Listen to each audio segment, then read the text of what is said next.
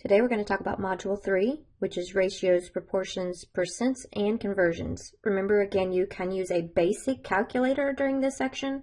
However, you do need to make sure you're reading the directions carefully on whether it wants it in a fraction form or if it wants it in a decimal form. So the first thing we're going to do is talk about a ratio.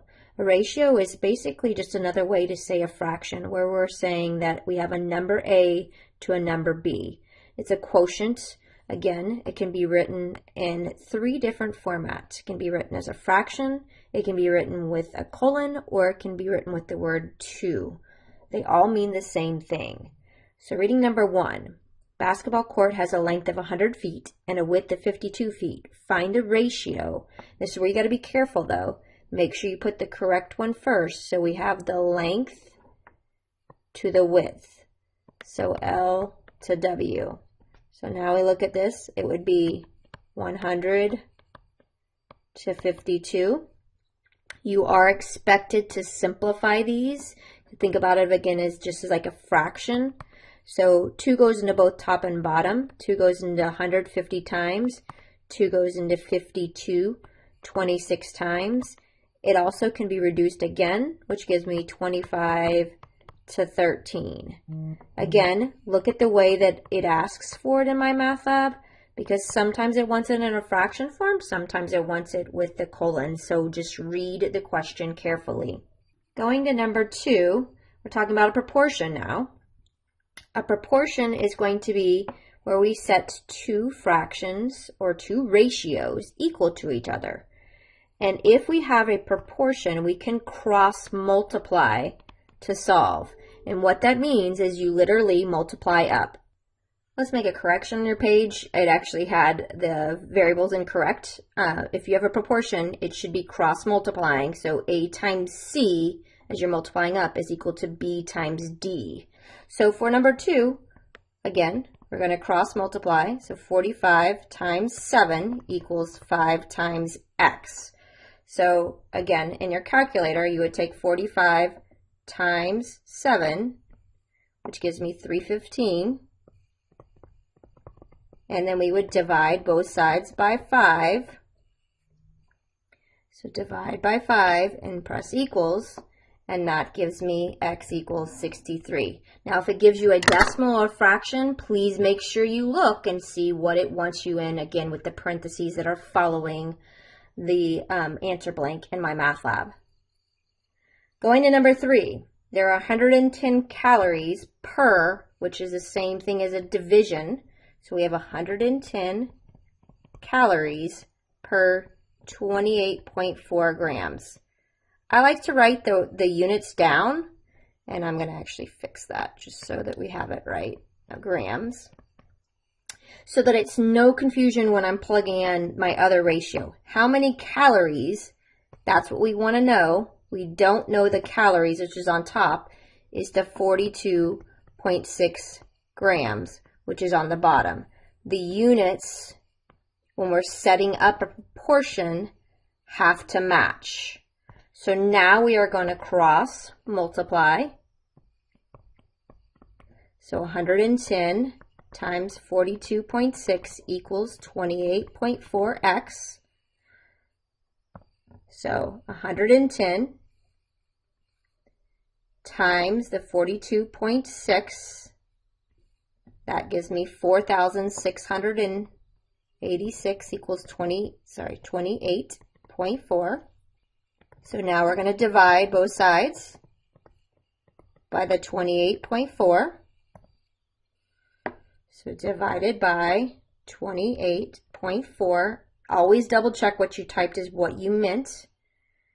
And so my answer for this problem is X equals 165. And what were we trying to find? We were trying to find the calories. Stop and make sure this is reasonable. So what I mean by that is 110 calories is 28.4. So in this case, we're going with 42.6, so we should expect more calories for that problem. So our next piece we're going to look at is percents. Percents means per 100 and is denoted with the percent symbol. So again, there's different ways, but it basically is a fraction because it's per, which is division, 100. So this beginning part is just, again, interpreting and writing down literally what it's saying. So in number 4, again, it pauses at any time you need to. Rewind it if you need to listen to it again. In a survey, 17 out of 100 people drive blue cars. What percent of people drive blue cars? So 17 out of 100. That is my ratio, which is rewritten in a percent form. As long as the denominator is 100, you just can take the divided by 100 off and replace it with the percent. So dividing by 100 is the same thing as using a percent symbol. Number 5 says write the following percent as decimals. So we are actually dividing by 100. Dividing by 100 means move your decimal place 2 to the left because you're making it smaller. Sometimes it's easy to go the wrong direction, but ask yourself what you're doing. When you divide by 100, you're making the number smaller. We're moving it 2 places, which is how many zeros we have, to the left. So when I drop this percent symbol, I divide by 100, which gives me 0.32. Again, what I just did is I divided by 100, but that's in a fraction form. To rewrite it as a decimal, we move our decimal place 2 places and make it smaller. That one's not a hard one. The one we tend to make mistake on is B. So be careful. We're making it smaller when we get rid of that decimal because we actually have 9.3 divided by 100. That means move your decimal place 2 places to the left. Again, double check yourself if you need to. I literally just did that. So my answer is 0.093. Now some people ask, is a 0 important in the front? It really is, especially if you're going into the medical field, because it's really easy to misread something. And a decimal place can make a difference with drugs with so many issues. So please put that 0 in the front. Going to number 6, we are now going from decimals to percents. Again, remember a percent means divide by 100.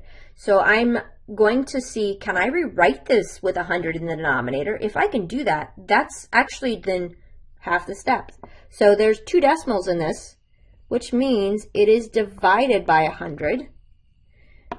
And if I can rewrite it with 100 in the denominator, that means I have 24%, because remember, the divided by 100 is the same thing as my percent symbol. Going from a decimal to a percent, we're making it bigger. Bigger means go to the right 2 places. So on B, again, you can use the idea of going right 2 places. So if we went to the right 2 places, that's 80%. But I'm going to show you here, if we did this problem, right now, this is 1 decimal place, which is 8 over 10. But I need 100 in the denominator, so I'm going to multiply by 10 over 10. That gives me 80 over 100. That is equivalent to 80%. So there's multiple ways to do these. It really just depends on how your brain works. The easiest way is if it's decimals to percents or percents to decimals, you're moving the decimal place 2 places. And ask yourself, am I going bigger or am I going smaller? Going to number 7, we are now going to go from percents to fractions. And remember, percents mean take that percent symbol off, divide by 100. But you are expected to simplify this. So 5 goes into the top and the bottom. So my answer there should be 3 over 20. That's it. But don't forget to simplify it. Taking that on B, again, pauses at any time. The percent symbol means divide by 100. We're going to reduce this. Easiest way to do it right off the bat, even again without a calculator, is you should know that both of those are divisible by 10, which gets rid of those zeros. So I get 12 over 10, and then 12 over 10 simplifies down. 2 goes in the top and the bottom. My answer there is 6/5. You are expected to simplify it if it asks for it in fraction form as far as you can go. So last one of this type, we're going to write fractions to percents. So remember, again, there's actually multiple ways, but since y'all have a calculator, the easiest way to do this is to take the 11 divided by 22. Again, within your quizzes and tests, you will have a calculator, basic calculator in my math lab. So you take 11 divided by 25. That gives me 0.44.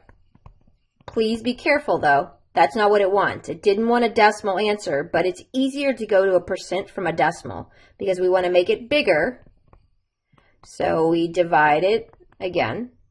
44 is divided by 100. So remember, it moves the decimal place 2 places to the right to get a percent answer.